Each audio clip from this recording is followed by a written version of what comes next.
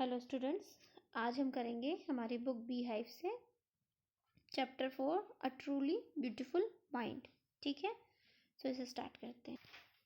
Okay, so before you read देख लेते हैं, who do you think of when you here the world genius? Who is a genius? What qualities do you think a genius has? है ना, अगर आपसे पूछे कि genius कौन है तो आपके दिमाग में कौन आता है? आपको क्या लगता है जीनियस होने के लिए क्या क्वालिटीज़ होनी चाहिए? ठीक है, चलिए स्टार्ट करते हैं। हाँ, पहले हम थोड़ा सा इसको डिस्कस कर लेते हैं। देखिए, हमारे दिमाग में जब भी हम जीनियस के लिए सोचते हैं तो हमारे दिमाग में आते हैं आइंस्टाइन आ जाते हैं, है ना। और भी ऐसे बहुत सारे साइंटिस्ट हैं जैसे कि न्यूटन आ जाते हैं, थॉमस अल्वा एडिसन आ जाते हैं ना। ऐसे जीनियस की बात करें तो हमें टेस्ला है ना, ये सब लोग हमें याद आते हैं, ये सब जीनियस हैं। ठीक है, सो हम क्या सोचते हैं जीनियस कैसा होता होगा? बहुत इंटेलिजेंट होता होगा, बहुत उससे कोई कुछ भी पूछे इमीडिएट उसको पता होगा, बचपन से वो बहुत शार्प रहा होगा, है ना। जब भी हम सोचते हैं कि जीनियस तो ऐसे ही होते हैं ना, वो बचपन से ही जीनियस होते हैं, हम ऐसे ही सोचते हैं, है ना। सो अब हम इस स्टोरी को पढ़ते हैं, फिर देखते हैं कि हम किस कंक्लूजन पे पहुंचते हैं कि जीनियस कैसे होते हैं। ठीक है, सो स्टार्ट करते हैं। We shall now read about a young German civil servant who took the world by storm about 100 years ago. हम यहाँ पर किसके बारे में रीड करेंगे? एक यंग जनरल सिविल सर्वेंट के बारे में, मतलब एक पर्सन के बारे में पढ़ेंगे जिसने कि सालों पहले एक तूफान सा ला दिया था। ठीक है, in the summer of 1905 the 26-year-old published a quick succession for ground breaking papers. Okay, क्या हुआ कि समर में एक बार गर्मियों में 1905 मतलब ईयर चल रहा था, 1905 ईयर चल रहा था, और 26 ईयर का एक ओल्ड जो एक 26 साल के एक मतलब बॉय ने एक क्विक सक्सेशन, एक उसने पेपर्स उसके पब्लिश हुए। ठीक है, बड़ी ब्रेकिंग न्यूज़ बनी वो उस समय। किस बारे में उसके पेपर पब्लिश हुए थे? About light, the motion of particles, the electrodynamics of moving bodies and energy. ठीक है, ये चीज़ें सुन के मुझे घबराहट सी होने लगती है, मेरी फिजिक्स बहुत वीक है, तो मुझे तो और भी बड़े वो जीनियस लगते हैं ना। तो कौन कौन सी चीज़ें उन्होंने पता की? जैसे कि उन्होंने लाइट के लिए लिखा था पेपर में, अपने मोशन ऑफ पार्टिकल्स के मूवमेंट के बारे में लिखा हुआ था, इलेक्ट्रोडायनेमिक्स ऑफ मूविंग बॉडीज़ का इलेक्ट्रोडायनेमिक्स कैसा होता है इसके बारे में उन्होंने लिखा था, और एनर्जी के बारे में उनके पेपर, उनकी रिसर्च पब्लिश हुई थी। ठीक है, ये बहुत बड़ी बात होती है कि आपने एक बड़ी रिसर्च करना और वो रिसर्च मतलब वेरीफाइड हो जाना कि हाँ ये सही है, और वो पब्लिश हो जाना, लोगों के बीच आ जाना उसका। ठीक है, उसका जर्नल, उसका पेपर पब्लिश होना तो बहुत बड़ा अचीवमेंट होता है। ठीक है, और ये अचीवमेंट लोग 60 50 ईयर्स में जाने के बाद में अचीव करते हैं, लेकिन यहाँ पर हम बात कर रहे हैं 26-year-old बॉय की। ठीक है, so this was the biggest one, है ना। चलिए आगे देखते हैं।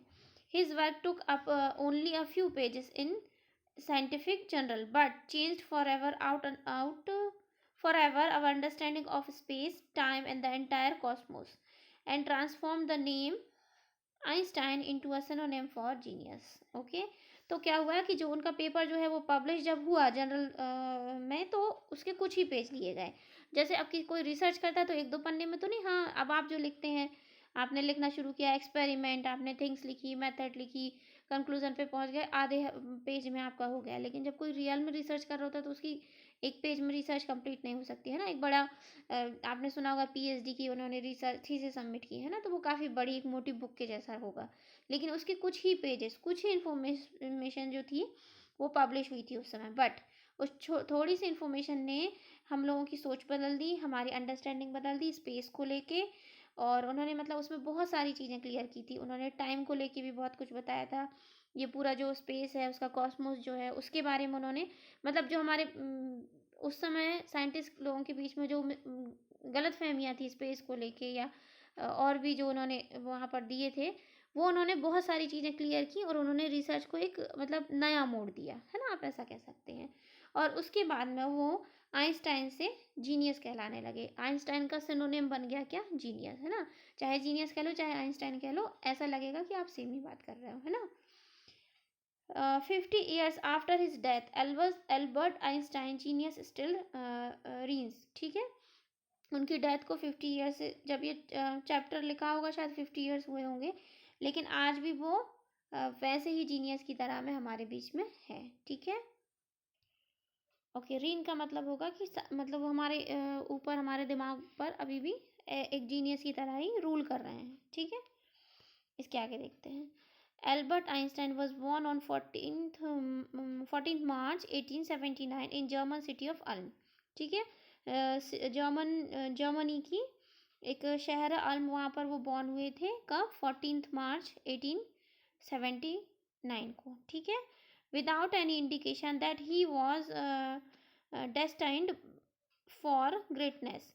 और किसी को भी ऐसा कुछ भी अंदाज़ा भी नहीं था कि वो इतने महान बनेंगे, है ना। उनकी डेस्टिनी, उनकी किस्मत इतनी महान है। ठीक है, ऑन द कंट्री, मतलब एक नॉर्मल बॉय की तरह, एक नॉर्मल, ऑब्वियसली कोई पैदा होता है तो किसी को क्या पता वो क्या करेगा, है ना। On the contrary his mother thought Albert was a freak too his head seems much too large.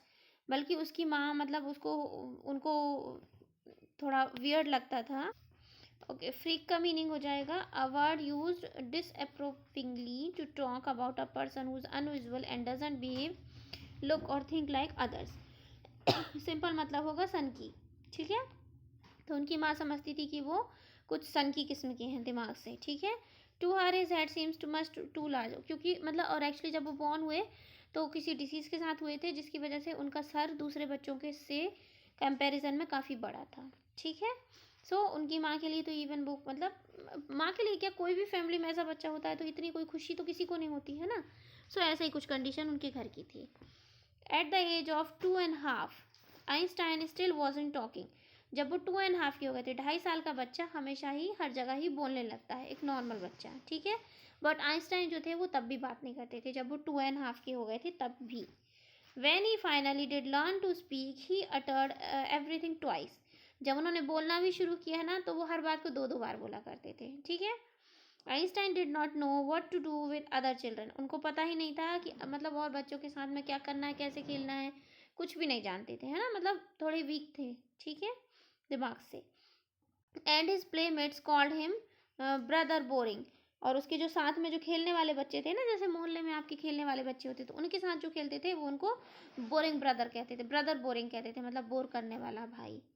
So the young stir played by himself much of the time. इसीलिए वो बेचारा बच्चा अपने ही साथ अकेला ही खेला करता था, क्योंकि कोई उसके साथ खेलता नहीं था। ठीक है, ही स्पेशली लव्ड मैकेनिकल टॉयज। उनको स्पेशली कौन से टॉयज पसंद थे? मैकेनिकल, जैसे मतलब रोबोट टॉय, जैसे आज के समय में बात करें, रोबोट टॉय हो या वो रिमोट वाली कार हो या वो ड्रोन हो, इस टाइप के मैकेनिकल टॉयज उनको पसंद आया करते थे। Looking at his new born sister Maaza, he is he is said to have said, find but where are her wheels। जब उनकी छोटी सिस्टर बॉर्न हुई, माजा नाम था उसका, तो जब वो पैदा हुई थी तो वो कहते थे कि इसके व्हील्स कहाँ हैं, इसमें चक्के ही नहीं लगे हैं। मतलब क्योंकि इतना उनका मैकेनिकल माइंड था इतना, तो वो कहते थे कि इसके व्हील्स कहाँ हैं। ठीक है, ओके, आगे देखते हैं। एक छोटी सी एक मतलब उनके बचपन की स्टोरी यहाँ पर रिवील की गई है।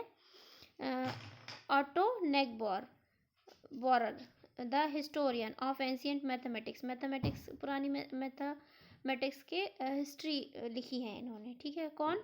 Auto Neugebauer. ठीक है, told a story about the boy Einstein that he characterize as a legend, but that seems fairy fairly authentic. ठीक है, तो वो एक स्टोरी बताते हैं आइंस्टाइन के बारे में, जिसे कि उन्होंने लेजेंड कहा है, मैथमेटिक्स का लेजेंड कहा है, और जो कि ऑब्वियसली बहुत सारा सही भी है ना। उनके बारे में वो बताते हैं एक स्टोरी कि as he was a late talker his parents were worried. वो बहुत लेट बात किया उन्होंने, बहुत लेट बोलना शुरू किया उन्होंने, है ना। तो उनके पेरेंट जो थे उनको लेके वरीड थे, चिंतित थे, है ना। At last at the supper table one night, एक बार जब वो बोले थे तो क्या हुआ था, पहली बार खाने की टेबल पे रात का फूड, वो लोग डिनर ले रहे थे, उस समय वो एकदम से बोल पड़े रात में। He broke his silence to say, उन्होंने अपनी साइलेंस ब्रोक की और बोल पड़े। क्या बोले थे वो पहली line? The soup is too hot, soup बहुत गर्म है। ठीक है, greatly relieved his parent asked why he had never said a word before. तो उसके पापा भी बहुत खुश हो गए। उन्होंने फिर उसको बोला कि तुम इसके पहले कभी भी एक भी वर्ड क्यों नहीं बोले थे? तो अल्बर्ट आइंस्टाइन ने रिप्लाई किया, because up to now everything was in order. क्योंकि उसके पहले तक जो है वो सब कुछ उनको प्रॉपर मिल रहा था, मतलब वो जो कुछ जैसा चाहते थे उन्हें वैसा मिला करता था, तो वो कुछ नहीं बोले। जब पहली बार उनको उनका सूप गर्म लगा तब उन्होंने कहा कि सूप हॉट है। मतलब अगर पहले उनकी मम्मी ने उनको कुछ कम केयर की होती तो शायद वो उस समय बता देते, मुझे सर्दी लग रही, मुझे गर्मी लग रही है। मतलब जस्ट बच्चे हैं तो बच्चे वाला एक इंसिडेंट है, उसमें लॉजिक मत लगाइएगा, ठीक है। Okay, a headmaster once told his father that what Einstein chose as a profession wouldn't matter because he'll never make a success at anything. Einstein began learning to play the violin at the age of 6 because his mother wanted him to. He later become a gifted. He later became a gifted amateur violinist, maintaining this skill throughout his life. ठीक है। Okay, सो यहाँ पर उनके headmaster ने एक बार उनके पापा से कहा था कि आइंस्टाइन किस प्रोफेशन को चुनेंगे इससे कोई फ़र्क नहीं पड़ता है, क्योंकि वो कभी भी अपने जीवन में कोई भी सक्सेस नहीं पा पाएंगे। उनके टीचर ने ऐसा कहा था आइंस्टाइन के लिए, ठीक है। क्योंकि वो ऑब्वियसली काफ़ी वीक थे ना, उनका दिमाग भी कुछ बड़ा था, थोड़े से एबनॉर्मल थे, काफ़ी लेट बोले थे। तो उनके हेडमास्टर ने पहले ही बोल दिया था कि ये कुछ कर नहीं पाएगा, कुछ भी करे लाइफ में सक्सेस नहीं मिलने वाली इसको। तो ऐसे लोगों के प्रोडिक्शन पे नहीं जाना चाहिए, है ना। देखा आपने फिर क्या किया उन्होंने, है ना। उसके बाद में फिर आइंस्टाइन बिगन लर्निंग, फिर उन्होंने क्या किया, एट द एज ऑफ 6 साल की उम्र में उन्होंने वायलिन बजाना सीखा। Because his mother wanted him, क्योंकि माँ चाहती थी कि वो वायलिन बजाना सीखें, तो उन्होंने सीखना शुरू कर दिया 6 की एज में। और फिर ही लेटर बिकम अ गिफ्टेड, फिर इसके बाद में वो एक एमेचर मतलब कि शौकिया वायलिनिस्ट बन गए, ठीक है, वायलिन बजाने लगे। और इस ये जो उनका स्किल था वायलिन बजाने का, इन्होंने थ्रू आउट हिज लाइफ, मतलब वो हमेशा चाहे साइंस का काम करते रहे, चाहे एक्सपेरिमेंट करते रहे, जब भी उन्हें टाइम मिलता था तो वो अपने इस शौक को पूरा किया करते थे। वायलिन बजाना उन्होंने छोड़ा नहीं कभी, ठीक है। ओके, अमेचर का मतलब है doing something for personal enjoyment rather than a professional, है ना, मैंने बताया आपको शौकिया, ठीक है। But Albert Einstein was not a bad people, वो बुरे स्टूडेंट नहीं थे, है ना। He went to high school in Munich, वहाँ पर वो ओके, सो उन्होंने म्यूनिक के हाई स्कूल से स्टडी की। Where Einstein's family had moved when he was 15 month old, जब वो 15 मंथ के थे तब उनकी फैमिली वहाँ पर शिफ्ट हुई थी। And scored good mark in almost every subject, उनको हर सब्जेक्ट में लगभग अच्छे मार्क्स आए थे। Einstein hated the schools regimentation, उनको स्कूल का रेजिमेंटेशन पसंद नहीं था। एंड ऑफन, रेजिमेंटेशन का मतलब होगा ऑर्डर और डिसिप्लिन, वही सब रूल एंड रेगुलेशंस, उनको नियम में बंध के काम करना पसंद नहीं था, ठीक है। And often clashed with his teacher, और हमेशा उनका टीचर से झगड़ा होता रहता था। At the age of 15 Einstein felt so stifled that he left the school for good, ठीक है। फिर उनको ऐसे लगने लगा जैसे कि वहाँ पे उनका दम घुट रहा है ना, सफोकेट हो रहे हैं वो, तो उन्होंने फिर 15 की एज में 15 की एज में स्कूल ही छोड़ दिया, नहीं पढ़ना है, ठीक है, पढ़ाई छोड़ दी उन्होंने। The previous year Albert's parent had move to Milan, फिर उसके पहले ही साल में अल्बर्ट के सॉरी उसके मतलब अगले साल में अल्बर्ट के जो पेरेंट्स थे वो मिलान में शिफ्ट हुए। And left their son with relatives, और अपने उसके पहले ही मतलब जब उन्होंने स्कूल छोड़ा उसके पहले ही वो लोग मिलान में शिफ्ट हुए और उनको आइंस्टाइन को अपने रिलेटिव के पास छोड़ा था। After prolong discussion Einstein got his wish to continue his education in German speaking Switzerland in a city which was more liberal than Munich, ठीक है। फिर काफ़ी सारे बड़े लंबे लंबे डिस्कशंस हुए और उसके बाद में आखिर आइंस्टाइन अपनी स्टडी कंटिन्यू करने के लिए मान गए। लेकिन कहाँ चले गए फिर वो, जहाँ जर्मन बोली जाती थी उस वहाँ पर स्विट्ज़रलैंड, ठीक है, स्विट्ज़रलैंड चले गए वो पढ़ने के लिए आगे। मुश्किल से माने, नहीं पढ़ना था उनको, क्योंकि क्यों नहीं, वो स्विट्ज़रलैंड क्यों चले गए, क्योंकि उनको लगा कि मुनिक से स्विट्ज़रलैंड जो है वो ज़्यादा लिबरल है, मतलब ज़्यादा वहाँ पर विचार और सोच जो है खुली हुई है, ठीक है। लिबरल का मतलब है विलिंग टू अंडरस्टैंड एंड, एक मिनट रुकिए, willing to understand and respect others opinion, है ना, दूसरे की ओपिनियन को रिस्पेक्ट दी जाती है। मतलब सिंपल सी बात यह है कि किसी ने कहा ये, उन्होंने कोई एक्सपेरिमेंट करने का सोचा या उन्होंने कहा ऐसा क्यों होता है, तो दूसरों ने हंसी उड़ा दी, तुमको बहुत पड़ी ऐसा क्यों होता है ना। और स्विट्जरलैंड में उनका मानना था कि हाँ तुम देखो, कोशिश करो, पता करो, ट्राई करो, पता चलेगा, है ना। इस तरीके से उनको वहाँ पर मतलब एक मोटिवेशन मिलता, तो इसलिए वो स्विट्ज़रलैंड जाना चाहते थे, फिर वो वहाँ चले गए। ठीक है, इसके बाद हम 6 पॉइंट से नेक्स्ट वीडियो में कंटिन्यू करेंगे। अभी हम हार्ड वर्ड्स देख लेते हैं इसके, और क्वेश्चन आंसर्स कुछ आपको देती हूँ मैं। ओके, सो यहाँ से आप अपने हार्ड वर्ड्स देखेंगे, servant, storm, published, succession, particles, generals, cosmos, transformed, rings. ठीक है, ओके, इसके बाद आप फ्रीक लिखेंगे, फ्रीक का तो आपको यहीं पर मिल जाएगा। ठीक है, इसके बाद में आप अटर्ड लिखेंगे। चलिए आगे देखते हैं। ओके, यहाँ से देखेंगे अमेचर, अमेचर का आपको यहीं मिल जाएगा। इसके बाद में रेजिमेंटेशन, क्लैश्ड और स्टेफेल्ड। ठीक है, यहाँ पर आपको ये सारे मिल भी जाएंगे। ठीक है, इसके आगे देखते हैं। ओके, यहाँ पर भी आपको मिल प्रोलॉन्ग, प्रोलॉन्ग का देखना पड़ेगा आपको, और एक और मैं आपको दे रही हूँ जो लिबरल, लिबरल का आपको ये मिल जाएगा। ठीक है, सो अभी हमने 6 तक कर लिया है, अब मैं आपको कुछ होमवर्क के लिए क्वेश्चन आंसर्स दे रही हूँ। ओके, स्टार्ट करते हैं। आपका फर्स्ट क्वेश्चन है, where was Albert Einstein born. ठीक है, इसके बाद में सेकंड है आपका, आपको एक्सट्रैक्ट पढ़ना है और इसके क्वेश्चन आंसर सॉल्व करने हैं। ठीक है, ये वाला एक्सट्रैक्ट है, मैंने वही हम लोगों ने हेडमास्टर वाला पढ़ा हुआ था। ठीक है, और इसके बाद में ये आपको 3 क्वेश्चन सॉल्व करने हैं। ठीक है,